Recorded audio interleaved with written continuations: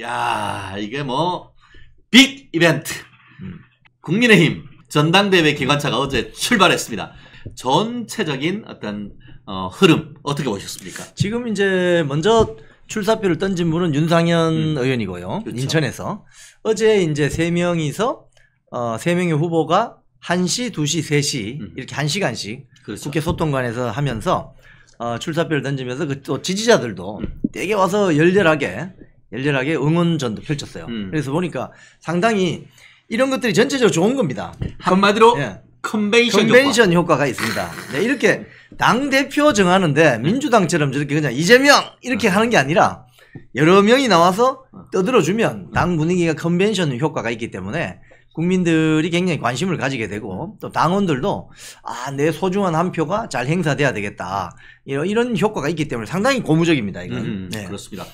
참고로 저희가 나경원, 원희룡, 한동훈 그리고 또 윤상현 우리 멸콩TV에 한 분씩 다 초대하는 프로젝트를 제가 한번 진행해 보겠습니다. 좋네요. 자, 한 사람씩 이제 또 분석을 한번 해보죠. 네. 1번 타자, 뭐 우리가 프로야구 시즌인데 1번 타자 우리 나경원 전 원내대표님 한번 어떻게 보셨습니까? 일단 오늘의 이 대담은 어제 그 출사표 그렇죠. 중심으로 좀 분석을 해드리겠습니다. 네네. 여기 이 방송을 보시는 분들이 뭐 한동훈을 지지하는 분도 있고 또 나경원을 지지하는 분도 있고 또 뭐 윤상현을 지지하는 분도 있고 또 원희룡을 지지하는 분도 계세요. 절대 비방하지 마시고 어제 그 출사표만 보고 우리가 오늘은 진지하게 한번 대화를 해봅시다. 자, 1번 나경원 후보 1시에 제일 먼저 그렇죠. 스타트를 끌었는데 저는 이 나경원 후보가 한 말 중에 이 정치는 말로 하는 허업이라고 고 김종필 총재가 말씀하셨는데 당정 동행 이 말이 저는 가슴에 제일 와닿았습니다. 네. 당정 동행. 이 동행이란 말은 같이 간다는 거잖아요. 그렇죠. 우리가 등산을 가보거나 어디 뭐 트레킹을 할 때 항상 가보면 체력이 좋으신 분은 빨리 갈 수도 있지만 그렇죠. 조금 컨디션이 안 좋은 분은 뒤에 처지게 돼 있거든요. 그런 분들은 어떻게 해야 되느냐. 손을 잡아줘야 됩니다.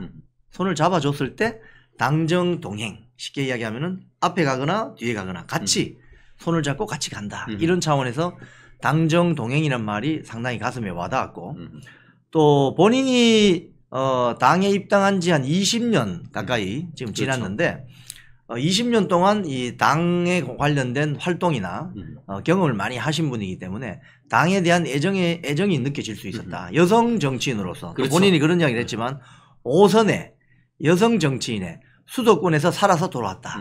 이야기는 그동안 상당히 좀 힘든 과정을 거치면서 당에 대한 어떤 헌신, 봉사, 그래서 당을 사랑하는 마음이 좀 있다. 이런 게 느껴지더라고요. 그래서 저는 어제 나경원 후보의 연설문 중에 그 단어는 참 잘 선택을 한 거다. 뭐 본인이 하신 것인지 아니면 또 참모들이 추천한 것인지 모르겠지만 당정 동행 이 점이 상당히 와닿았다. 이렇게 저는 그렇죠. 봐집니다.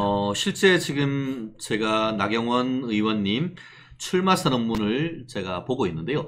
첫 번째 키워드가 지금 이 기자님 얘기하신 것처럼 사랑하는 국민의힘 당원 동지 여러분이라고 시작하셨고 본인의 정체성, 본인의 아이덴티티를 국민의힘의 영원한 당원 저 나경원 이렇게 표현을 했습니다.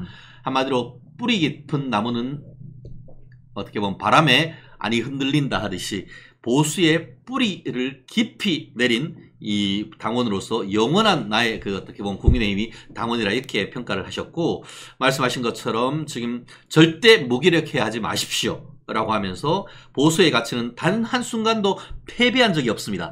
라고 하면서 어떤 자신의 어떤 그런 그 의지를 밝히셨고 이어서 이승만 대통령이 국민의힘이었고 박정희 대통령도 국민의힘이다. 이렇게 얘기를 하시면서 우리 손으로 만들고 우리 힘으로 이끌어온 역사가 바로 국민의힘의 역사다. 이런 얘기를 하시면서 이 자유우파가 이 대한민국을 끌어오고 발전시켜 왔다라는 그런 말씀을 해주셔서 저도 큰 어떤 그 도전을 받았다라는 그것을 말씀드리고 싶은데 짧게 제가 그 네 분의 원고의 분량을 제가 한번 확인해 봤습니다. 이게 나경원 후보가 2245자, 12장 반 정도가 됐고, 원희룡 후보가 747자, 뭐 747 보잉 제트기인가요? 원고지 5장. 그리고 윤상현 의원이 5,275자, 37.9자, 야, 38장. 또 한동훈 후보는 그것보다 거의 8,949자. 그러니까 45장 정도 되는데요. 분량으로 보면은 한동훈 전 비대위원장이 제일 많고 원희룡 비대위원장이 제일 적습니다. 거의 원희룡 장관의 10배 정도가 한동훈 비대위원장을 했고 그 가운데 정도가 나경원 원내대표가 했다. 이렇게 평가를 할 수 있는데 그 핵심 키워드가 아까 당정 동행이다라고 했는데 그런 전략이 어떻게 이번 그 7.23 전당대회에 당심을 확 잡았다고 보십니까? 지금 이제 그 나경원 후보의 그 언어 선택은 굉장히 소프트하고 부드럽게 접근하는 겁니다. 그래서 이제 이게 득이 될 수도 있고 실이 될 수도 있어요. 제가 봤을 때는 본인이 계파 정치를 하지 않는다. 뭐 이런 이야기를 하잖아요. 계파 정치를 하지 않는다. 이 많은 국민들이 봤을 때 계파 정치 하지 않으면 좋을 것 같다. 이렇게 생각할 수도 있죠. 하지만 실제 전투에 들어갔을 때는 계파 정치를 하지 않으면 불리할 수도 있습니다. 그래서 제가 오늘 이 각 후보들에 대해서 어제 연설 출사표만 보고 좋았던 점, 조금 미흡했던 점을 제가 말씀드리려고 하는데 이 나경원 후보에 대해서 좀 미흡했던 점이라고 한다면 계파색이 엷다. 계파색이 저는 강하지 않습니다라고 하는 것은 어떻게 보면 좋을 수도 있는데 어떻게 보면 안 좋을 수도 있어요. 왜냐하면은 정치란 것은 결국 사람이 하는 거예요. 그렇죠. AI 로봇가 하는 게 아닙니다. 정치는 감성을 가진 사람들이 하는 것이기 때문에 저 사람을 따라가면 정말 내가 뭔가 이 세상을 바꿀 수 있겠다. 국민의힘 당을 바꿀 수 있겠다라고 호소를 하는 그런 입장이라면 특히 이 요번에 게임의 룰은 당원 투표가 80%, 일반 국민 여론조사가 20%잖아요. 그러면 당원 80%의 마음을 움직일 수 있는 어떤 메시지, 강한 메시지가 있어야 되는데 그 당원들 입장에서 봐서는 그럼 당원들은 또 어떤 사람들이냐? 정치 고관여층이거든요. 많이 압니다. 그리고 전화도 잘 받아요. 그렇기 때문에 그렇죠. 우리가 생각을 해보니까 전화를 잘 받으셔요. 당원들은. 그렇기 때문에 당원들의 마음을 움직이려면 약간 강력한 메시지가 들어가야 된다. 그런 측면에서는 나경원 후보의 어제 연설문 메시지는 그런 면에서는 조금 미흡하지 않았나 그런 생각이 들어요. 그렇습니다. 장점, 단점을 그냥 한 줄 요약 해주셨습니다. 당정 동행이다 라고 말씀하시면서 뿌리 깊은 어떻게 보면 보수 정치의 원리다 이런 말씀을 강조했는 반면에 특정한 어떤 계파를 지지하지 않음으로써 확장력 이런 부분에 있어서의 어떤 조직표 이런 부분에 좀 한계가 있지 않을까 하는 그런 단점도 말씀을 해주셨는데 그렇다고 하면 이제 또 두 번째 누구를 해야 되나? 한동훈 뭐 순서를 가죠. 순서를 가죠. 네. 우리 한동훈 전 비대위원장 한 줄 요약하면 어떻게 평가를 했을 수 있겠습니까? 제가 한 줄로 요약하면 한동훈 후보가 좀 섭섭할 수도 있어요. 소문난 잔치에 먹을 거 별로 없었다. 이렇게 제가 요약하겠습니다. 왜냐하면 우리 최진영 변호사님 말씀하신 것처럼 연설 시간이 거의 28분에서 30분 가까이 됩니다. 28분 정확히. 예, 28분 정도 되는데 이야 말이 많다. 일단 말이 굉장히 많아요. 저도 소통관 거기 가봤지만 앞에 기자들이 좀 이렇게 앉아 있습니다. 근데 거기서 28분 동안 이 연설을 하는 게 상당히 지루합니다. 그리고 이 말이란 것이 많이 한다고 해서 좋은 건 아니거든요. 근데 이제 어떤 말을 쭉 단어 선택을 했느냐 이렇게 보면 큰 단락을 보면 한 5가지 단락으로 볼 수 있어요. 그런데 이 직접 화면으로 봤을 때하고 또 프린트된 연설문을 봤을 때하고 느낌이 달라요. 사실은 옛날 그 미국의 존 F 케네디 대통령도 연설문으로 봤을 때는 이 사람 떨어졌어. 그러니까 라디오로 들었을 때는 떨어졌어 이랬는데 텔레비전으로 본 사람들은 야 저 케네디다 이렇게 했거든요. 그렇죠. TV 첫 방송의 최고의 수혜자 케네디. 예. 그런 게 있습니다. 그런데 TV 유튜브 화면으로 본 거하고 연설문을 프린트해서 본 거하고 느낌이 달라요. 두 가지를 다 보셔야 됩니다. 그래서 그 한동훈 후보의 어떤 일단 장점부터 말씀드리면은 한동훈 후보의 가장 큰 장점은 젊다는 겁니다. 젊은 후보. 맞아요. 다른 분들 다 60대인데 한 10살 정도 어린 51살이기 때문에 그런 점에 있어서는 젊음 자체가 무기다. 네. 저와 최진영 변호사보다도 젊어요. 몇 살 어려요. 그런데 젊기 때문에 28분 동안 쉬지 않고 말할 수 있는 이 에너지, 이 점은 강점입니다. 그래서 아마도 당대표가 되면 굉장히 에너제틱하게 활동을 할 수는 있을 것 같다. 이게 강점이죠. 사실은. 그런 점이 굉장히 강점이고, 연설문도 구석구석 뭐 이 부분 저 부분 구석구석 건드려 준 거, 이 부분은 강점으로 볼 수 있습니다. 다만 연설문이 너무 장황하고 길었기 때문에 이게 어떻게 보면 공자왈 맹자왈이 될 수 있고, 무엇에 대해서는 이야기를 많이 했는데 how to 솔루션을 그럼 어떻게 가져갈 것이냐, 이 부분에 대해서는 조금 미흡했다고 저는 보여져요. 네. 그렇습니다. 참고로 오늘 아침에 제가 받은 그 글인데요, 한동훈 캠프의 이름이 시작 캠프라고 합니다. 시작 캠프. 시작 캠프가 왜 시작을 했냐, 이란 것으로 했냐라고 했더니만, 한동훈 비대위원장과 저를 함께하는 분들이 모두 시작이란 말을 좋아합니다. 당 위기 극복의 시작, 이기기 위한 당의 변화를 위한 시작 등이란 뜻인데, 시작 캠프 어떠냐라는 얘기가 나오자마자 그거 좋네 해서 바로 캠프의 이름을 한동훈의 시작 캠프다, 이렇게 평가를 했다라고 하는 것 같습니다. 지금 그 이영풍 기자님 말씀하신 것처럼 어제 아마 들으신 분들은 있겠습니다만 28분 동안 상당히 많은 기간 동안 빠른 말씀으로 내용을 읽어갔고, 더불어서 그 내용이 상당히 알찼다라고 얘기하고 있지만 좀 길다 보니까 그 중에 엑기스가 뭐지? 이런 어떤 쟁점이 약간 흐려지는 그런 얘기가 있었고, 28분 끝나고 난 뒤에 오히려 기자들의 백브리핑, 질문하는 과정에서 오히려 오늘 신문에 많은 기자들이 엑기스로 다루고 있는 최상병 특검이라든가 우리 김건희 여사 특검에 대한 반대 목소리, 이런 부분들이 현안과 관련되는 내용이 들어있었다라는 그런 또 비판도 있는 것 같아요. 그런 부분, 어떤 메시지 전달 자체에 대해서 메시지 어떤 전달력, 메시지 전파력 가령, 이게 이제 일종의 전략 전술인데 이 부분에 대해서 어제 미흡했다, 이렇게 봐지는 거죠. 왜냐하면은 원래 그 메인 연설을 안에서 하는 거잖아요. 거기서 사실은 많은 핵기술을 쏟아내야 됩니다.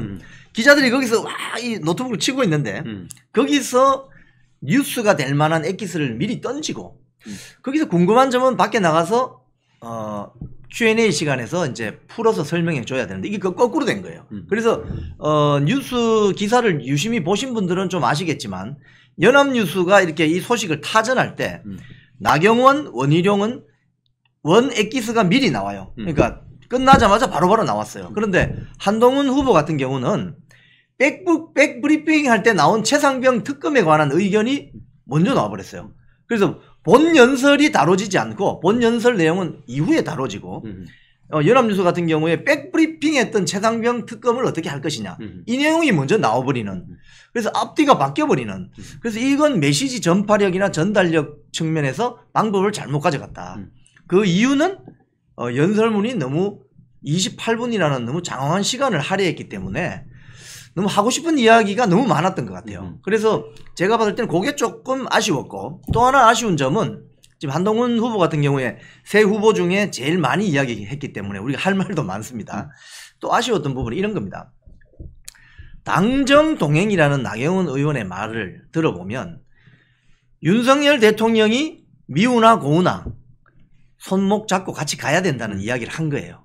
애둘러서 이야기한 겁니다. 그런데 한동훈 후보 같은 경우는 수평적 당정관계, 이건 정치 초년생으로서 어느 선택을 저는 조금 에러했다고 봐요. 무슨 소리냐, 국민의힘 당원 중에는 지금 80%가 당원 투표입니다. 국민의힘 당원 중에는 미우나 고우나 윤석열 정권이 성공해야 된다고 생각하는 사람들이 상당수 있습니다. 그렇기 때문에 차라리 나경원 의원 말처럼 당정 동행 이렇게 하면은 그게 그 감정을 조금이나마 소위 말해서 조금 숨겨가면서 이야기할 수 있어요. 미우나 고우나 그래 손잡고 갑시다. 윤석열 대통령님 미우나 고우나 자 손잡고 갑시다. 임기 3년 남았으니까 이 정권이 성공해야 정권 재창출을 할 수 있잖아요. 그 이야기도 본인이 하거든요. 나경원 의원이 말미에 당정 동행, 그런데 한동훈 후보 같은 경우 수평적 당정 관계 이렇게 함으로써 똑같은 말이라도 아 다르고 다릅니다. 수평적 당정 관계 이러면 대통령하고 당대표하고 같이 먹나? 이건 아니거든요. 물론 그렇기 때문에 이런 어휘 선택에 있어서 조금 아쉬웠고 이 연설문 안에 윤석열이라는 이 세 글자를 나경원 의원과 조금 이따 이야기할 원희룡 후보는 이야기를 했어요. 근데 한동훈 후보 같은 경우에 윤석열 대통령이라는 이 단어 선택이 한 번인가 밖에 없어요. 그래서 그런 점이 좀 아쉬웠다. 그래서 당정 관계를 어떻게 가져갈 건지 약간 불안감을 준다. 이런 느낌을 지울 수 없죠. 오케이. 이분과 관련해 가지고는 또 우리 조금 더 균형적인 어떤 시각. 특히 지금 우리 댓글에서 봤을 때는 한동훈 전 비대위원장님에 대한 어떤 지지를 하려고 왔는데 반환이냐 아니냐 뭐 이런 생각을 하고 계시는 분도 있는데 일단 그걸 넘어서 이번 국민의힘 전당대회는 흥행을 해야 되고 이거를 기점으로 해서 국민의힘의 지지율이 민주당의 지지율을 앞서갈 수 있는 그런 컨벤션 효과를 그렇죠. 확실히 누려야 됩니다. 그렇죠. 그렇기 위해서는 백가쟁명식 그 사이에서 어떤 국민들의 관심을 끌어낼 수 있는 이런 것들이 굉장히 중요하단 맞습니다. 말이에요. 맞습니다. 그렇기 때문에 지금 댓글에서도 보면은 한동훈 지지한다, 나경원 지지한다, 원희룡 지지한다. 아쉽게 윤상현 지지한다는 게 아직 못 빼서 이따 윤 의원님 말씀도 하겠습니다만 이게 오후 3시에 후보 원희룡으로 원희룡으로 한번 좀 넘어가 보도록 하겠습니다. 자, 원희룡 어떻게 보셨습니까? 원희룡 후보는 연설문이 지나치게 짧습니다. 한 4분? 4분 정도. 예, 맞아요. 747자. 4분. 예. 4분인데 이것도 이제 장단점이 있어요. 제가 아까 미국의 존 F 케네디 대통령 이야기했잖아요. 텔레비전으로 봤을 때, 라디오로 들었을 때 지지도가 달라졌어요. 네. 이것도 마찬가지인데 원희룡 후보가 원고가 짧았다는 것은 장점은 어떤 장점이 있느냐. 이분도 원고는 짧았지만 4개 정도로 단락을 볼 수 있어요. 이게 뭐냐면 1번 우리 다 죽게 생겼습니다. 이런 이야기를 했어요. 우리 다 죽게 생겼습니다. 이러니까 사람들이 깜짝 놀란 거죠. 이게 무슨 소리야? 우리 국민의힘 당이 다 죽게 생겼다. 지금 이렇게 분열되면 안 된다. 그런 이야기를 했거든요. 자, 위기 상황이 뭔가를 한마디로 이야기했습니다. 우리 다 죽게 생겼습니다. 우리 뭐 친구들하고 편하게 식사할 때 뭐 이야기하다가 어려울 때는 야, 우리 다 죽게 생겼어. 이렇게 하면 그 한마디로 그냥 일갈이 되는 거잖아요. 그렇죠. 굉장히 짧지만 강렬한 메시지를 준 겁니다. 국민의힘 당이 이렇게 가면 위기다.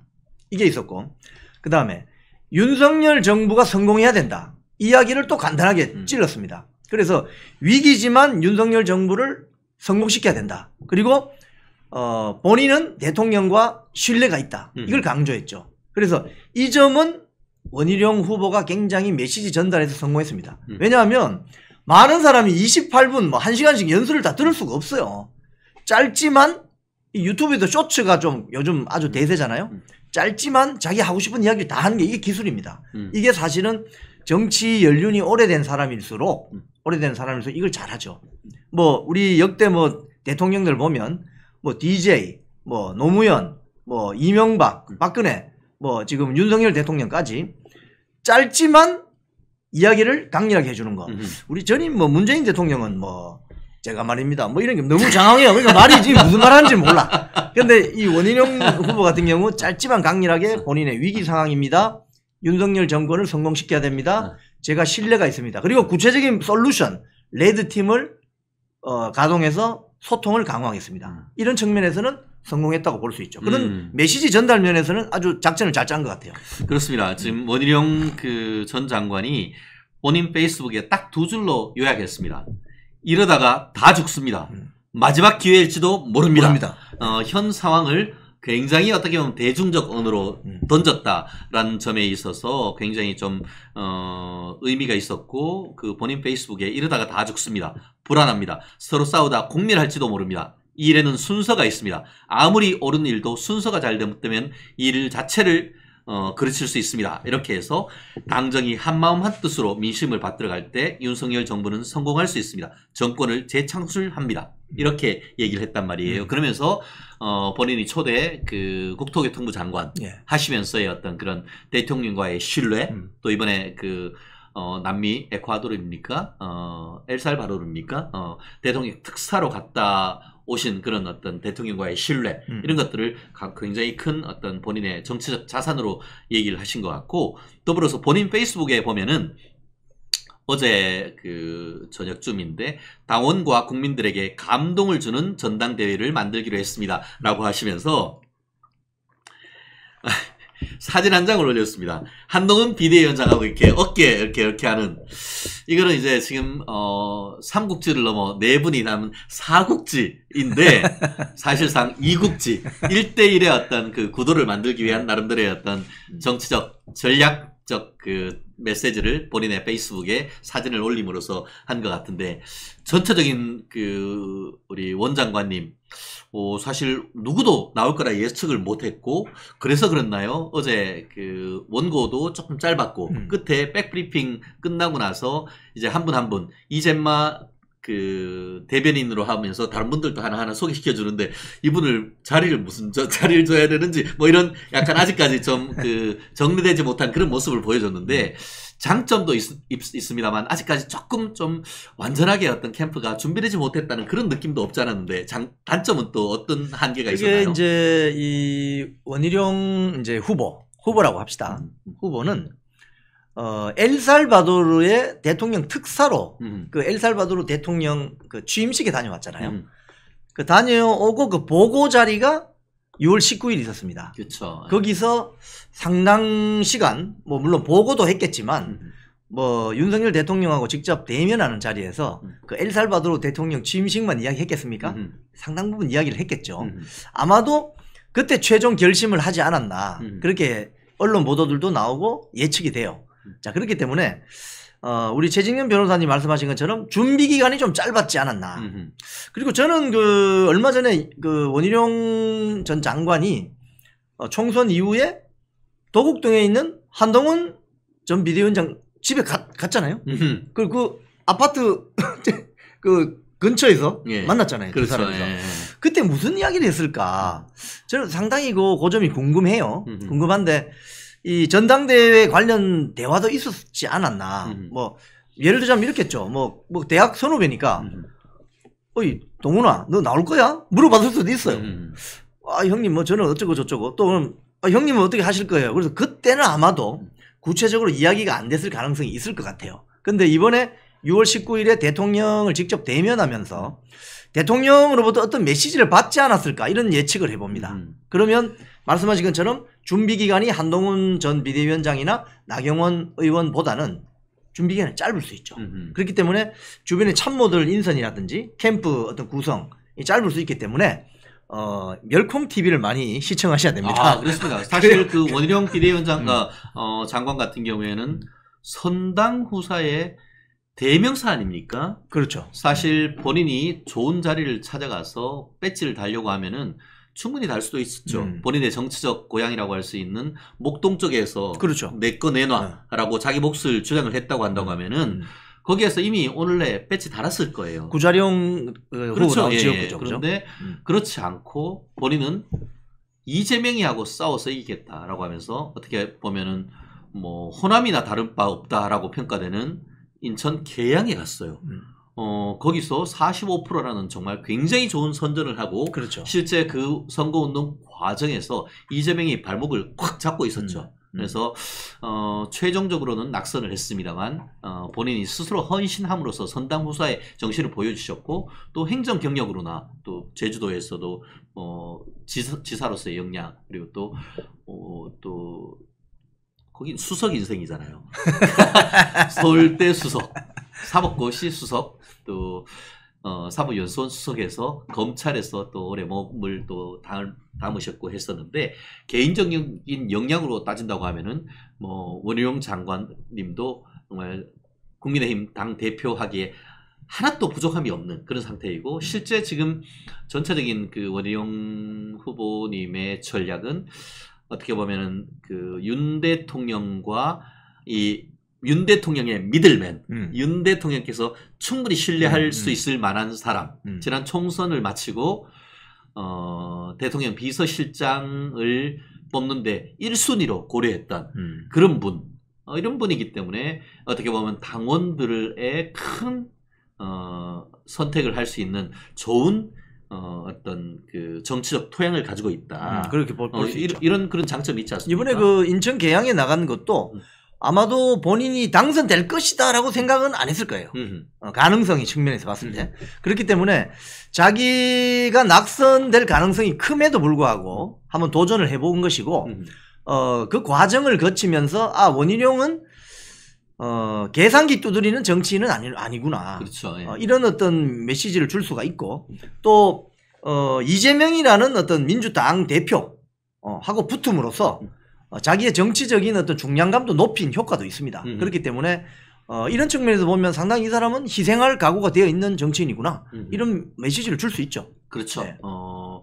다만 이제 그 민주당이라든가 아니면은 그 서울 경기 수도권 같은 경우에는 또 어떻게 보면 중도층 표심이 워낙 많다 보니까 이게 원희룡 전 장관의 이와 같은 스탠스가 마치 작년 그 3.8 전당대회에서 이른바 제2의 김기현 당대표와 같은 식으로 가서 과연 국민의힘이 국민들 특히 수도권의 민심을 견인해서 끌어올 수 있는지 그런 부분에 대해서 좀 비판적으로 보는 그런 시각도 있을 것 같은데 이런 그 원희룡 장관의 어떤 친윤 전략 어떻게 또 평가하시나요? 지금 친윤 전략을 이제 원희룡 후보 측은 할 수밖에 없을 거예요.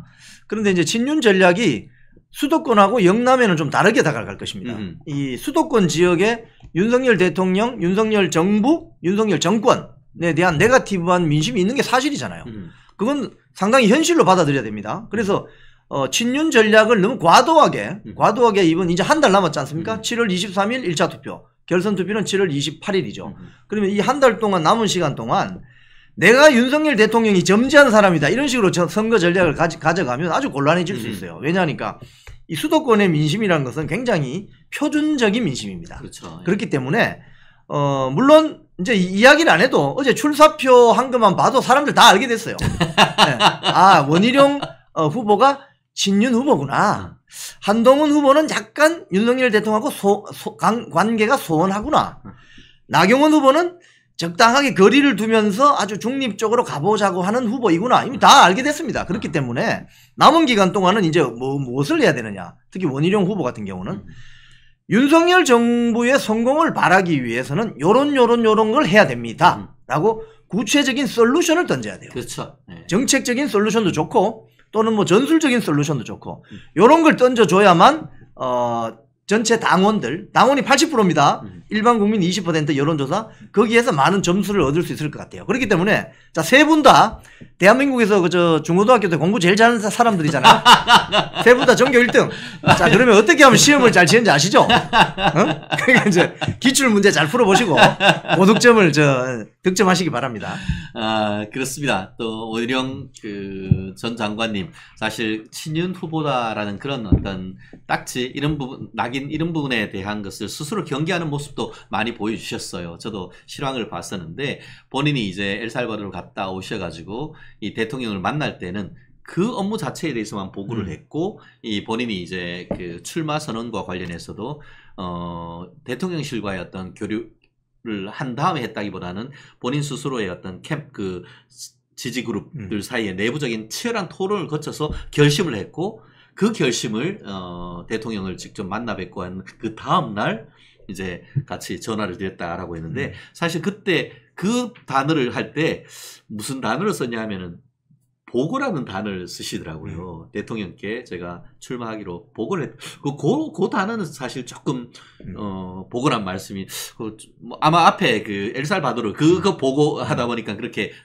단어를 쓰신가 아닌가 싶었는데 어쨌든 본인으로서는 대통령의 표심이 있다라는 그런 것과 조금 절연을 하려고 했는데 국민들이 보시기에는 원희룡 장관은 친윤 후보에 가깝구나 하는 그런 인상을 분명히 있었던 것은 사실인 것 같아요. 그죠. 이제 그게 이제 본인의 이번 당대표 선거 전략인데 이제 제가 말씀드리는 것은 나경원, 한동훈, 원희룡 이 세 분이 이제 전략은 대충 다 이제 어제 출사표가 그래서 중요합니다. 저분이 선거에 나오는데 어떤 전략을 가지고 있구나. 이게 이제 중요한데 어제 우리 많은 이 정치 고관여층 당원들이나 일반 국민들도 그 출사표 관련 기사를 보면서 아, 대충 이분들이 어떤 전략을 가지고 있구나. 다 났어요. 이제 알게 됐어요. 이제 지금부터 중요한 것은 한 달 동안 설득하는 절차가 중요하잖아요. 설득하는 그렇죠. 절차. 제가 그래서 당대표가 되어야 됩니다. 설득하는 절차는 솔루션입니다. 제가 당대표가 되면 이걸 할 수 있습니다.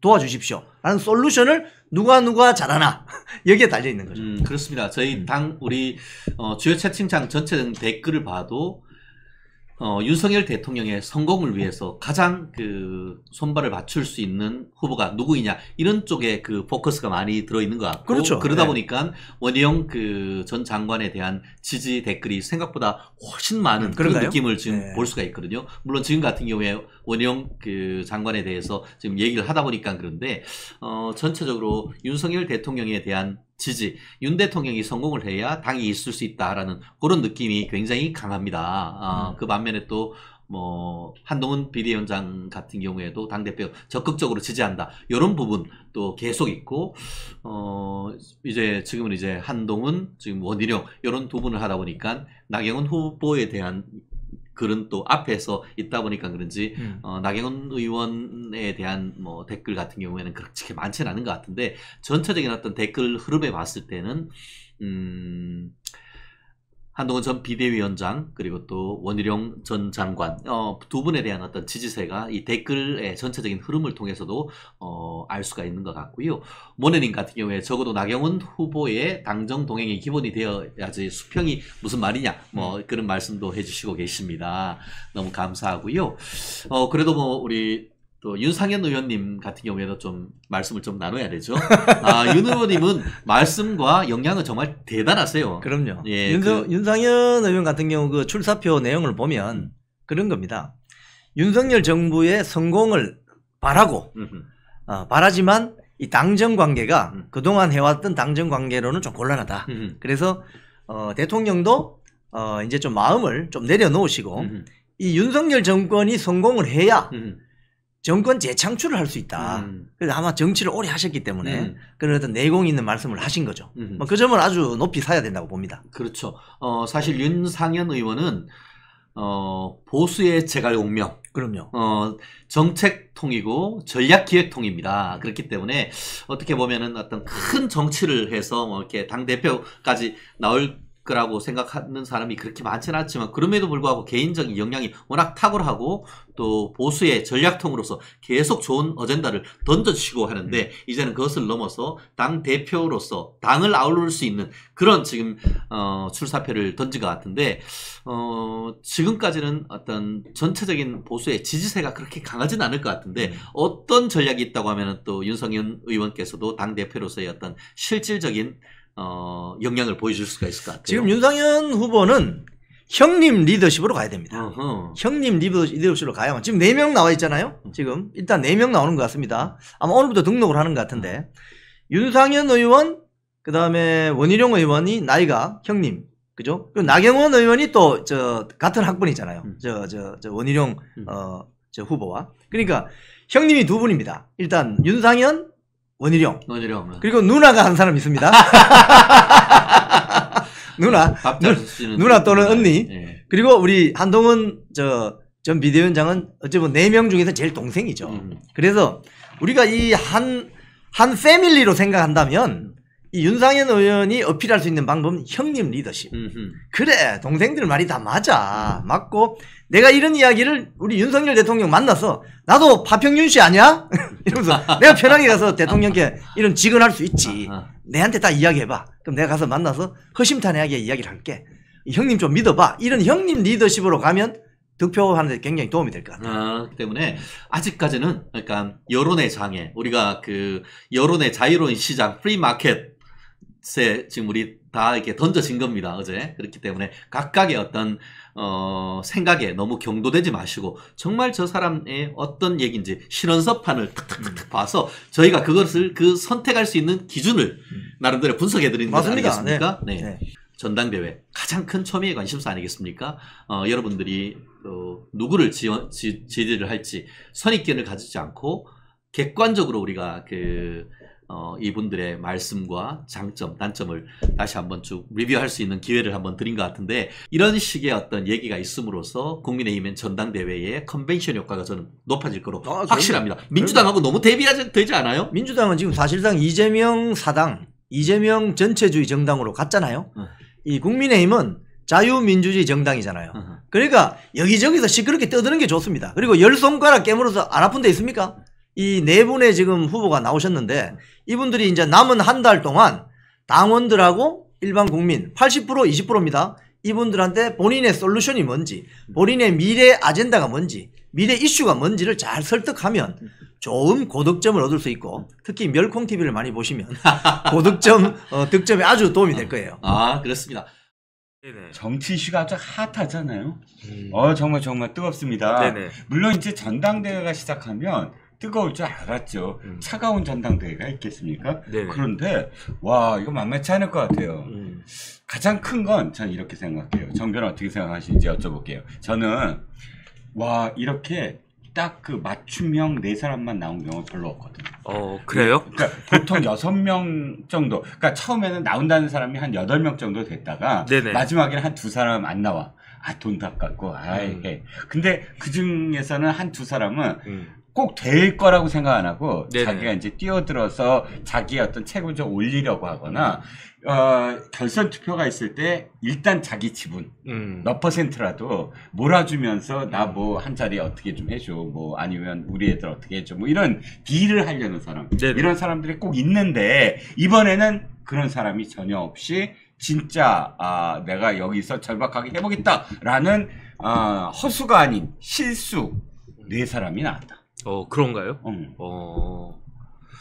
그러면은 일단은 안철수 의원 포기했고 네. 유승민 전 대표도 포기했고 그러니까 6명에서 4명으로 줄어든 거는 맞는 말 같네. 그렇죠. 근데 안유는 그런 사람들은 아니고 이미 체급은 오를 때도 올랐는데 네네. 이미지 소비를 계속 하느냐 안 하느냐 네네. 승산은 크지 않은데 네. 또 그렇다고 해서 딜을 하려니 그 딜이 먹힐 것 같지도 않고 네네. 뭐 그러니까 저 차후를 보겠다. 유승민 같은 경우는 이 당의 지지율이 더 떨어지길 보겠다. 네네. 그 소리 했잖아요. 왜? 네. 절박할 때 돌아오겠다. 네. 그래서 어쨌든 제가 봤을 때도 네.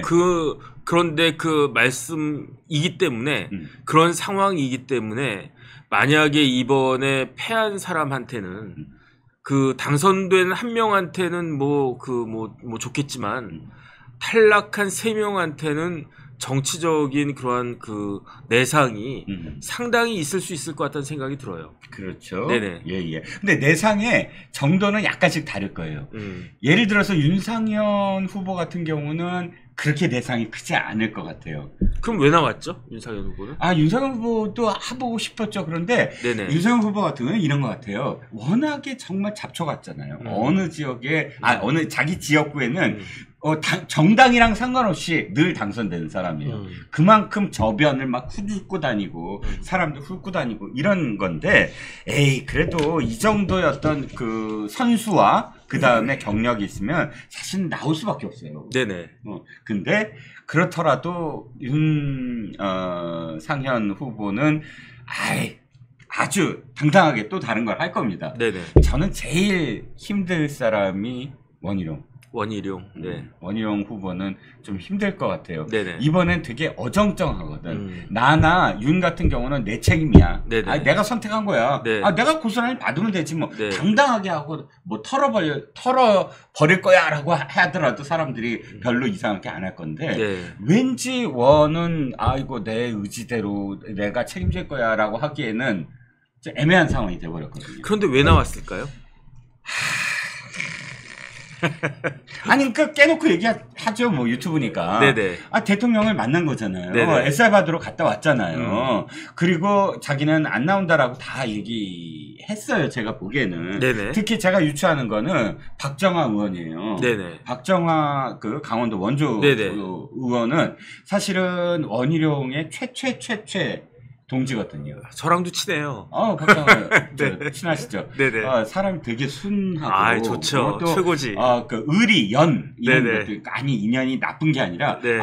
나와 함께 했던 사람, 내가 꼭 이렇게 해줘야 되는 사람 이런 것에 대해서 그렇게 끈을 쉽게 놓을 사람은 아니에요. 맞아요. 네네. 그런데 며칠 전에 한동훈을 지지하는 네네. 그 포지셔닝을 했을 때 생각해 보니까 그러네. 딱 느낌이 원희룡 이번에 안 나오는구나 라고 저는 생각을 했어요. 네네. 그러니까 그렇지 않으면 박정아라는 사람이 그렇게 쉽게 움직이지 않는 사람이거든요. 네네. 그런데 원이 갑자기 빵 하고 나온 거. 그리고 747자에 불과한 저기 출마의 편. 네네. 10배 가까이 돼요. 그러니까 차이가 지금 그 한동 비대위원장은 8,749자인가 되거든요. 8949. 네. 근데 747자니까 한 10배 차이가 나잖아요. 10배도 더 나죠. 그런데 원희룡 전 장관 네네. 대선 후보 시절에 네. 경선 시절에 네네. 대선 경선 시절에 그 프리젠테이션 하는 거 보셨어요? 못 봤어요. 와 대단했어요. 네. 팔 딱 걷어붙이고 뒤에 프리젠테이션 하는 거 딱 보여주면서 음악 깔면서 거의 무슨 정말 그 원희룡의 모든 것을 다 보여줬어요. 머리는 진짜 좋은 사람이잖아. 그러니까 열정, 네. 패션을 보였어. 네네. 뭐 청중을 딴 사람들은 거의 읽는 수준이었는데 네네. 막 그냥 휘어잡고 그런 사람이 딱 4분 747자고 끝. 그리고 그 안에 원희룡 다운 무슨 비전 사실 없었어요. 신뢰 이런 말들은 너무 평이한 말이잖아. 아니 그래서 저는 사실 기대를 많이 했어요. 왜냐하면 2시에 한동훈 한단 말이에요. 뭐 그러면 그럴 수 있지. 그런데 갑자기 원희룡이 딱 3시에 나 한다라고 딱 치고 온 거잖아요. 거기에다가 한술 더 떠가지고 1시에 나경원이 그럼 내가 위에서 치고 내려갈 거야. 그렇게 해가지고 한동훈을 딱 가운데 놓고 안팎으로 이렇게 공격하는 샌드위치처럼. 그런 모습을 갖다 딱 보여가지고 야 이거 맞다이다 저는 그 생각이 때니까요. 2대2. 그러니까 한번 붙어보자. 그 뭐 출사표인데 출사표부터 한번 세게 붙어보자. 네. 그럴 줄 알았는데 일단 나경원 그 의원 같은 경우에 7분 30초에 2245자였어요. 네네. 그런데 그 길이도 그렇지만 제가 좀 짧게 느껴졌어요. 솔직히 말하면 한동훈은 너무 길게 느껴졌고 좀 길었어요. 그 다음에 나경원은 짧게 느껴졌어요. 그러니까 할 말이 더 있을 텐데 하는데 딱 끝나버렸어요. 그 다음에 내용이 밋밋했어. 내용이 나경원은 어떤 식이었냐면은 내가 요번에 당선도 됐고 내가 정치도 오래 했고 내가 커리어도 좋고 뭐 이렇게 저렇게 나 잘났어 뭐 이런 느낌이었단 말이에요. 그래서 저것보단 조금 더 약간 좀 이렇게 그렇게 하면 어땠을까 하는 생각이 딱 했는데 그리고 난 다음에 이제 한동훈 딱 왔는데 좀 길었어요.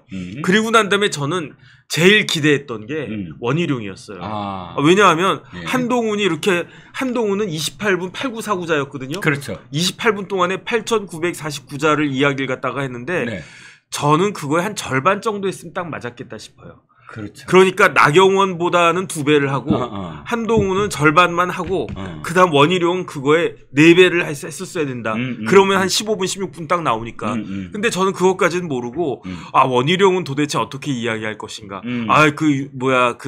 한동훈 그 후보는 이렇게 아주 뭐 이렇게 장황하게 아주 깊게 뭐 이렇게 이야기를 했는데 근데 꼴랑 4분 하더니 내려가는 거야. 그래요? 근데 더 중요한 건 뭐냐면은 내용이에요. 그래요. 그 맞습니다. 원희룡 연설문의 첫 문장이 뭐였냐면 이러다가 다 죽는다였어요. 그래서 저는 그때 이거 오징어 게임인가 하는 생각이 딱 들고 그런 다음에 결국은 뭐냐면은 대통령의 신뢰는 나한테 있다. 그다음 대통령과 나는 원팀이다.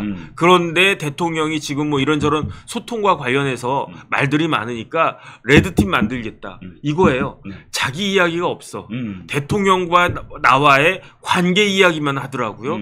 그래서 여당 대표를 하겠다라고 하는 분이 더군다나 제주도 지사도 여러 번 하고 장관까지 하고 국회의원도 여러 번 하고 그다음에 유명한 네임드 그 원희룡이 저 정도 이야기밖에 안 하나? 저는 그게 사실은 조금 실망스러웠고 준비가 부족했구나 하는 생각을 할 수밖에 없었다. 저도 그렇게 말씀드리겠습니다. 그렇죠. 아까 제가 원희룡의 경선 프레젠테이션을 기억하십니까? 라고 여쭤본 건 그거예요. 열정 있는 사람과 그 다음에 자기 비전이 있는 사람과 그 다음에 논리와 근거가 있고 도전을 중시했던 사람 이 원희룡이었어요. 원희룡은 영원히 정말 소장파 그러니까 레터릭 붙고 이 사람은 뭔가 있다라는 그런 이미지를 언제나 갖고 있었어요. 그런데 이 사람이 고작 꼴랑 747자의 4분의 연설에 그 안에서도 나가 없고 나의 비전이 없었을 때 네네. 야, 이건 진짜 자신이 원해서 정말 자발적으로 나왔냐? 이런 생각이 들 정도였고, 네네. 한 가지 정말 안타까운 건, 저도 원희룡 전 장관과 사실은 굉장히 많은 또 내 조언도 드리고 하던 그런, 관계였는데, 네네. 참 안타까운 게 이거예요. 자기가 쌓아온 건 굉장히 중요한 이미지가 있잖아요. 네네. 단순히 이미지라고 표현하지만, 쌓아온 서사와 스토리가 있으니까 지금의 원희룡이라는 이미지가 형성이 된 건데 네네. 그 이미지는 결코 주류 기득권에 기대서 정치하는 이미지가 아니었어요. 네네. 언제나 도전을 했고 언제나 응전을 했고 언제나 그것을 기꺼이 받아들였고 비주류였어도 그래도 목소리를 냈고 그랬던 사람이었거든요. 네네. 내가 바라보는 이미지는. 근데 정변 말씀처럼 그 안에서 신뢰를 강조하면서 내가 신뢰를 받고 있으므로 나다라는 그런 왜 기득권에 기대는 정치처럼 보이는 건 와, 지금까지 쌓았던 이미지와 다르다. 굉장히 일관성 없는 느낌. 그래서 좀 안타깝다라는 생각이 좀 들었습니다. 그래서 뭐 이제부터 이제 스타트니까. 아, 그럼요. 앞으로 한 달 동안에 어떤 모습을 보여줄까 그 부분에 대해서는 뭐 좀 더 생각을 해보겠지만. 네. 그런데 어쨌든 저는 사실은 좀 아쉬움이 많았다는 생각이 드는 게 그렇죠. 이번 다른 것도 아니고 네. 이번 총선에서 얼마나 그렇게 열정적으로 열심히 준비해가지고 네. 그 선거를 치렀습니까? 그래서 저는 사실 그런 모습들을 기대하고 있었던 건데 그런데 어쨌든 어제 그 모습은 좀 기대에서는 많이 부족했다라고 하는 게 제 개인적인 주관적인 생각인데 뭐 한번 지켜보시죠 뭐. 네, 그렇습니다. 써니리님 지난 그 청문회 입법 청문회 때 보여준 정청래 등 서영교 등이 보여준 만행에 대해서 안타까워하셨습니다. 저희 이따가 그 주제 할 거니까 네네. 조금만 좀 기다려 주셨으면 좋겠습니다. 자, 지금 그 한동훈 지금 또 나경원, 윤상현, 원희룡 이 네 사람의 전대 출마와 관련된 이야기를 계속 하고 있습니다. 그런데 저는 한동훈 비대위원장이 전략적으로 이렇게 했다라고 생각해요. 뭐 어떤 거? 바로 최혜병 특검법을 네네. 연설문에 안 넣고 네. 일문일답으로 뺐다. 연설문에 넣는 것과 아닌 것과는 또 다른 어떤 느낌일 것 같아요. 그럼 그렇죠. 네네. 그래서 일부러 일문일답에 넣고 거기에 네네. 대해서 조금 더 공격적으로 포지셔닝 했다. 그 이유를 제가 생각하는 건 이거거든요. 네네. 내가 만든 전쟁터에 다 와. 내가 싸워줄게. 하는 거예요. 당장 사실 나머지 세 사람이 어떤 균형처럼 이렇게 딱 이 퍼즐처럼 네네. 이렇게 줄 섰어요. 네. 근데 이거 딱 던짐으로써 딱 1대3 구도가 되어버렸어. 세 사람이 딱 한 편이 되고 네네. 이 한동훈을 이 공격하는 모양새가 딱 되면서 이 구도 자체가 그냥 한동훈의 의도대로 딱 정리되는 느낌? 네네. 그래서 굉장히 전략적인 포지션이다라고 생각을 했어요. 저는 뭐 그것까지는 모르겠고요. 저는 그렇게까지는 생각을 못했고 네. 다만 어떤 생각을 했느냐. 네. 지난번에 그 최혜병 관련된 그 특검법이 쭉 그 진행이 됐다가 잠깐만요. 뭐 제가 정리해 놓은 거 찾아보고요. 네네. 새 후보가 이렇게 얘기했죠. 나경원 후보는 순진한 생각이다. 나이브하다. 네네. 그리고 윤상현 후보는 민주당 대표가 할 말이다. 뭐 조금 더 원색적인 어떤 비판과 비난이 이어졌죠. 요걸 좀 정리를 갖다가 하면 네네. 최혜병 특검법이 지난 5월 2일에 통과가 됐어요. 네. 그때 국민의힘 국회의원들 다 퇴장했는데 네. 한 명만 남았어요. 네. 그게 누구냐? 김웅이었어요. 그런데 남아있었던 사람 168명이 전원 찬성해가지고 5월 2일에 법률안이 통과가 됐고요. 네. 그 다음에 5월 21일에 대통령이 거부권을 딱 행사를 갖다 했어요. 네. 거부권 행사하면서 대통령실에서 보도자료 내면서 이러한 이유 때문에 대통령이 거부권을 행사했다 이렇게 이야기를 했는데 네. 제일 중요한 건 저 두 가지로 봤어요. 어떤 거요? 첫 번째는 뭐냐면은 공수처 수사하고 있다. 공수처라고 하는 걸 기껏 만들어 가지고 바로 이러한 상황을 위해서 공수처가 만들어졌고 그런 공수처가 수사를 하고 있고 그다음 공수처장이 누굽니까? 오동훈 공수처장이잖아요. 네네. 판사 출신인데 어떤 사람입니까? 오동훈 공수처장은 네. 국제인권법 연구회 출신이에요. 네. 그러니까 김명수 전 대법원장이 회장이었던 그 연구회의 일원이었어요. 네네. 그 다음에 오동훈 그 처장은 옛날에 네. 국민의힘이 아닌 민주당 쪽, 열린우리당 쪽 국회의원을 위해서 20년 전에 판사 월급에 300만 원이면 네. 그 지금 뭐 변호사 그걸로 보면은 진짜 3천만 원 정도 되는 그런 돈이거든요. 네. 물론 한 개가 500만 원밖에 안 되지만 네. 어쨌든 그렇게 큰 돈을 후원할 만큼 제가 봤을 때 민주당 쪽에 훨씬 더 가까운 사람이거든요. 그런 사람이 지금 공수처장이고 그 공수처에서 지금 수사를 하고 있는데 그런데 뭔 그거냐, 네. 뭔 특검이냐 네네. 이 이야기가 저도 그렇게 생각을 하니까. 저도 맞는 말씀이라고 생각합니다. 그 다음에 두 번째는 뭐냐면은 특검 임명권은 네. 대통령한테 부여된 건데 헌법상에 부여된 임명권이죠. 그거를 왜 사실상 민주당이 행사하려고 하느냐. 그 다음에 고발한 사람이 민주당인데 네. 고발한 사람이 판사도 지정하고 검사도 지정하고 이건 안 맞지 않느냐. 네. 이런 논리를 가지고 대통령이 거부권을 행사했고요. 네. 그다음에 여기에 대해서 제의가 있었던 게 이제 임기가 거의 끝나기 이틀 전인 5월 28일이었어요. 네. 5월 28일이었는데 네. 그때는 저는 그때 사람들이 어떤 이야기를 갖다가 했느냐 뭐 네. 안철수 의원 누구누구 유이동 의원 거기에다가 뭐 누구누구 해가지고 네. 나는 찬성하겠다 그렇게 이야기를 했었다고요 국민의힘에서. 네. 네. 이러다가 진짜 그 거부권 행사했음에도 불구하고 재의결로 통과가 되나 이런 사람 생각들을 갖다가 했었는데 네. 그런데 결과는 어떻게 됐느냐. 어떻게 됐죠? 찬성이 179. 네. 그러니까 200석에서 21가 부족했어요. 네. 200석까지는 아니지. 왜냐하면 그때 제적이 294석이었으니까 예. 거의 한 20석 가까이가 부족했었단 네네. 말이에요. 그런데 요번에는 다시 이제 22대 국회가 진행되고 있지 않습니까? 네네. 6월 21일에 네. 엊그저께 네. 법사위 통과했어요. 그렇죠. 그러면 조만간 이게 본회의에 올라가서 금방 통과가 될 거예요. 그렇죠. 그럼 통과가 되면은 대통령이 거부권 행사할 가능성이 높은데 네. 그런데 지금 야당이 이전보다 더 많아졌잖아요. 네. 지금 192석이란 말이에요. 그렇죠. 그런데 여기에 4명이 나는 이 법에 대해 찬성하겠다라고 그랬어요. 공식적으로. 안철수. 그게 안철수. 그다음에 김재석. 그다음에 한지아. 그 다음에 조경태. 네. 이렇게 4명이 찬성한다라고 했는데 조경태는 누굽니까? 조경태가 네. 지금 어느 캠프에 들어가서 좌장한다고 그랬습니까? 나경원이요. 나경원이잖아요. 네. 그러니까 나경원 후보가 한동훈 보고 뭐 이렇게 나이브하다라고 말하는 것 자체가 나이브한 거 아닌가? 저는 일단 그런 생각이 들고요. 그렇죠. 그다음 다른 걸 다 떠나가지고 네. 지난번에는 네. 지난 5월 달에는 공수처 수사가 진행되고 있으니까 그러니까 이거를 갖다가 거부권을 행사해도 거기에 재의결 찬성을 안 하겠다 이런 논리가 되는데 네. 그런데 만약에 지금 민주당에서는요 계산하고 있을 거예요. 언제쯤 통과시키는 게 가장 유리할 것인가. 가장 타격을 줄 것인가. 그러니까요. 그렇죠. 그게 7월 8월 이 정도가 딱 되면 네. 된다라고 치면 그때 국민의힘에서 네. 국회의원 중에 4명 이상이 돌아서지 않는다라는 보장이 있습니까?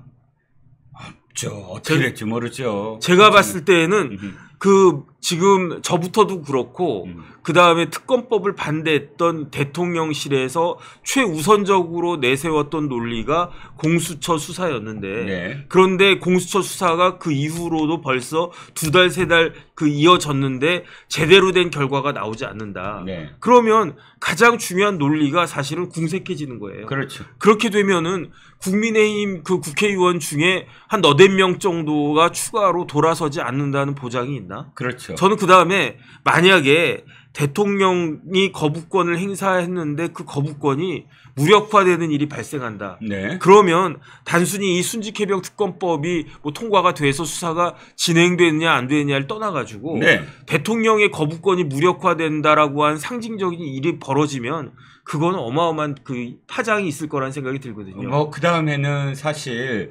엄청난 회오리 바람이 불죠. 그래서 저는 다른 건 모르겠고 예. 한동훈 후보는 최소한 그런 것들은 막아야 된다. 네. 그걸 막기 위해서 어떻게 하는 것이 좋겠는가. 네. 뭐 최고의 수비는 뭐 공격이라 그런 말도 있고 불이 나면 맞불을 갖다가 놓는 것도 필요하고 네. 저는 그러한 의미로 일단은 이제 저도 법률가니까 네네네. 한동훈 후보도 이제 그 검사 출신으로서 네. 법무부 장관 출신으로서 네. 그런 생각을 했던 것이 아닌가. 뭐 정치적으로 막 이런저런 계산했는지는 전 잘 모르겠고 네. 전 개인적으로 그런 생각을 합니다. 그렇습니다. 어쨌든 정혁진 변호사의 말씀을 정리를 하면 이제 불확실하게 조마조마하면서 우리가 걱정하는 특검 정국을 계속 맞이할 거냐, 네. 아니면 도리어 확실하게 이렇게 해서 통과시킨다고 했을 때 민주당이 어떻게 나올 거냐를 보면서 도리어 일사불란하게 국민의힘이 특검법에 대한 주도권을 행사할 수 있는 최소한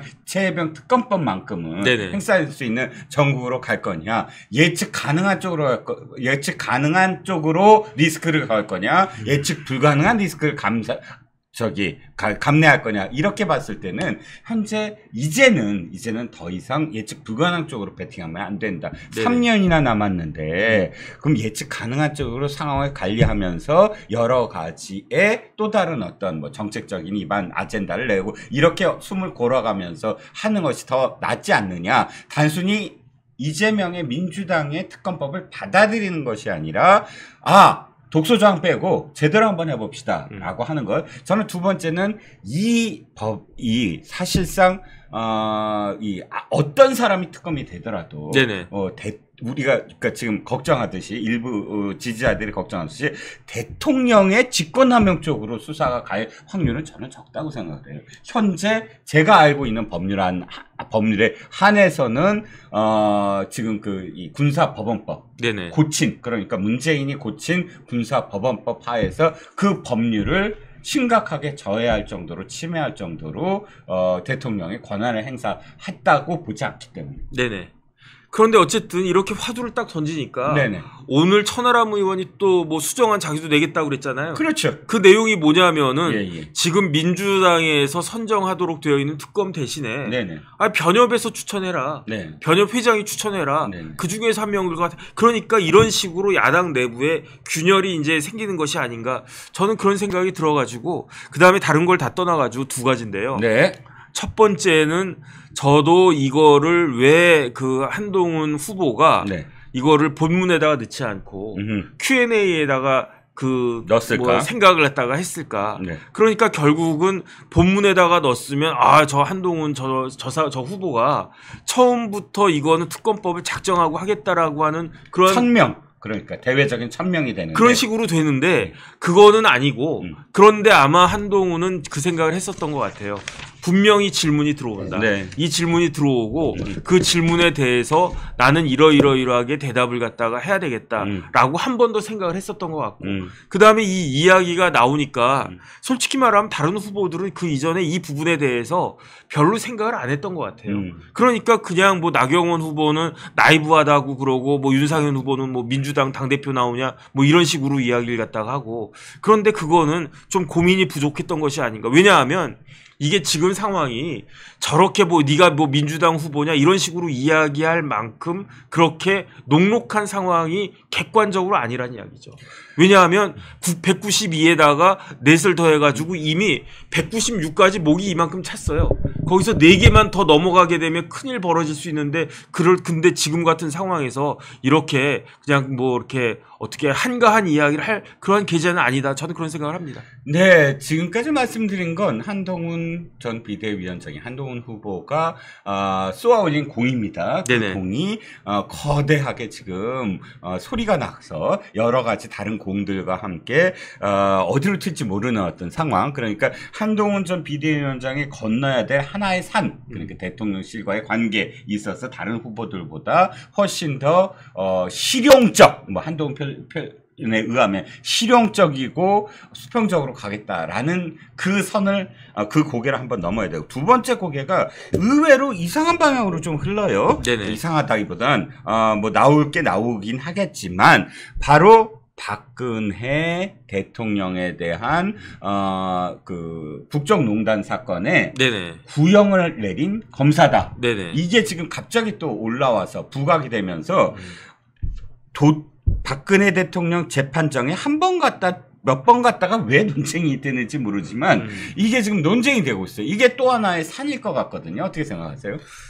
일단은 첫 번째 한동훈 그 당시 차장검사 정도 됐을 거예요. 네. 그 중앙에 한 3차장 정도 할 때 아니었나? 그런데 네. 그거는 박근혜 전 대통령을 수사한 건 한동훈 검사 맞아요.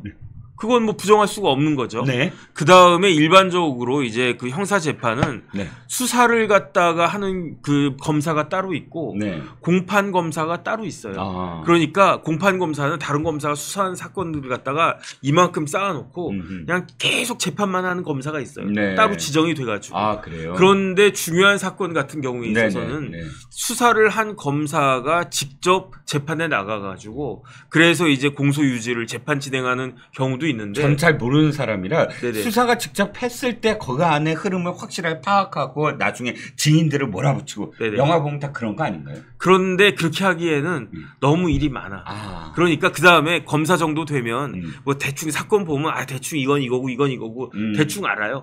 그 다음에 뭐 우리나라 형사 재판이 뭐 미국처럼 뭐 이렇게 막 이렇게 배심원 앞에서 막 뭐 그런 거는 아니거든요. 아, 그렇군요. 물론 이제 뭐 이재명 재판이나 뭐 이런 것들은 이화영 재판이나 이런 것들은 굉장히 치열하게 미국식으로 붙는데 네. 그런 식의 재판은 많지 않은데 네. 어쨌든지 간에 박근혜 전 대통령 재판은 굉장히 검찰과 그 변호인들이 치열하게 그 공방을 갖다가 법리 다툼을 하는 그런 재판이었는데 네. 그 재판과 관련해서 한동훈 검사가 수사를 지휘했던 건 사실이고요. 그 다음에 또 중요한 사안이니까 네. 한 번 정도는 그 재판에 형사 재판에 출석한 것도 사실이다. 일단 네네. 그렇게 볼 수 있을 것 같습니다. 아, 그렇죠.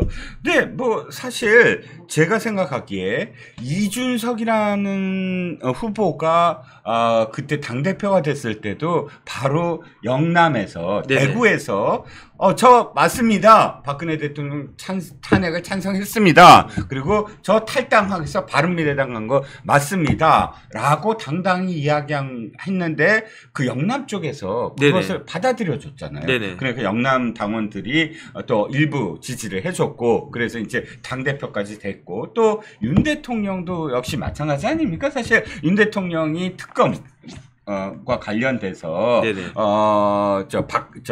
한동훈 검사를 데려온 사람이죠. 네네. 같이 팀을 잃었고 해서 윤 대통령과 관련돼서도 영남 그때 그 지지자 영남의 유권자들이 그래 우린 지금 앞으로 나가자 하고 또 받아줬고 또 한동훈 비대위원장이라고 해서 특별히 더 미워할 이유는 저는 없을 것 같은데요. 이거를 정리하면요. 네. 그 박근혜 그 전 대통령 관련된 국정농단 수사가 네. 2016년부터 시작이 됐어요. 네. 그때 특검이 그때도 있었어요. 아하. 그때 특검이 누구였느냐? 네. 박영수였어요. 네네. 그다음에 그 특검의 팀장이 누구였느냐? 예. 윤석열 검사였어요. 예. 그다음에 그 밑에서 부팀장 역할을 했던 사람이 누구냐? 예. 한동훈 검사였어요. 네. 그러니까 2016년 12월부터 2017년 3월까지 예. 이렇게 그 한 팀이 돼가지고 박영수, 윤석열, 한동훈 이렇게 한 팀이 돼가지고 네. 수사를 갖다가 한 다음에 네. 그리고 난 다음에 어떤 일이 있었습니까? 네. 대선이 있었잖아요. 네. 2017년 그 3월에 네. 그 대선이 있고 난 다음에 어떤 일이 벌어졌습니까? 그리고 난 다음에 그때 이제 그 윤석열 당시 검사가 네. 중앙지검장이 되고 네. 윤석열 검사가 중앙지검장이 된 다음에 한동훈을 중앙지검의 3차장으로 임명을 갖다가 끌었잖아요. 네, 그렇죠. 그런 식으로 이제 세트로 윤석열, 한동훈 이 콤비가 박근혜 그 대통령에 대해서 수사도 하고 그 다음에 재판도 하고 이렇게 쭉 갔던 거예요. 네. 그 다음에 그 결과 유죄도 이끌어내고 뭐 그러다가 지금 같은 이제 또 상황까지 딱 됐는데 네. 저는 어떤 생각이 드냐면은 어떤 생각이요? 이때는 검사잖아요. 네. 검사는 그 나라에서 이제 시키는 대로 수사라고 하면 수사를 갖다가 하고 만약에 그때 한동훈이 이런 특검팀에 포함되지 않고 뭐 저기 뭐 부산이든 뭐 대구든 광주든 이런 데에서 검사라고 했으면은 네. 이런 수사를 갖다가 하지 않았겠죠. 그렇죠. 하지만은 윤석열 검사든 한동훈 검사든 이런 사람들은 국가에서 보직을 갖다가 주는 대로 그걸 할 수밖에 없는 그런 상황이니까 그렇죠. 같은 그대로 이렇게 열심히 수사해가지고 결과를 냈던 것이다. 네. 뭐 어쨌든 근데 참 아이러니컬하게 그렇죠. 지금에 와가지고 당이 또 이제 바뀌어가지고 한 분은 박근혜 전 대통령을 수사하고 기소하고 유죄 판결을 냈던 검사 중에 한 명은 대통령이 되고 한 명은 여당의 비대위원장이 됐다가 지금 또 여당의 대표가 되고 싶어가지고 나오고 이런 좀 아이러니한 상황이 벌어졌는데 뭐 역사는 뭐 별별 일이 다 벌어지는 거니까 네. 저는 그런 생각이 듭니다. 네, 자, 어저께 드디어 이제 전대 출마자들이 가려졌고요. 오늘 내일 후보 등록을 할 겁니다. 그리고 7월 23일 전당대회가 열려서 새로운 국민의힘의 지도부가 이제 탄생을 할 겁니다. 저는 개인적으로 시끌벅적한 그런 당권 투쟁이 있었으면 좋겠습니다. 네네. 그래야만 제대로 우리가 이 당이 살아있구나. 그리고 이 당이 다시 한번 앞으로 보수의 재집권을 할 수 있을 정도의 사람들이 모여있구나 라는 거를 실제로 보일 수 있는 그런 선거가 될 테니까요. 그리고 그것이 이재명이 혼자서 나와서 혼자서 연임하고 혼자서 대표가 또다시 되는 추대되는 옹립되는 그런 전당대회와 분명히 비교가 될 것입니다. 그리고 당정 관계는 거기서부터 다시 새롭게 시작되고 출발되지 않을까 싶습니다. 그래서 저는 여야가 바뀐 것 같아요. 어떻게 바뀌었어요? 원래는 이제 여당은 네. 대통령이 이 사람 뭐 이종근 당대표 해라 그러면은 그쪽으로 쫙 몰아가는 거 아니겠습니까? 주로 그런 때 저를 인용해 주세요. 자꾸 뭐 돈을 얼마나 꿨다, 네. 뭐 아니면 피의자다 이런 쪽으로 인용하시지 말고 그 기분 좋잖아 그냥. 그다음에 야당은 예. 나도 한번 해볼래, 나도 한번 해볼래. 어차피 주인이 없으니까. 그렇죠. 예. 그렇게 불쑥불쑥 올라가는 건데 예. 지금 제가 봤을 때 여당이 야당 같고 야당이 여당 같다 그런 느낌이 듭니다. 그렇죠. 민주당은 언제나 사실 분열하고 서로 싸우고 하고 집권 여당이었던 뭐 국민의힘 계열 정당은 늘 일사불란했는데 바뀌었습니다. 그럼 바뀐 게 더 좋지 뭐. 저는 지금도 많은 지금 시청자분들 지금 들어오신 분들이 조금 누가 옳다 싸우시는데 그게 전당대회입니다. 그게 당권 투쟁이고요.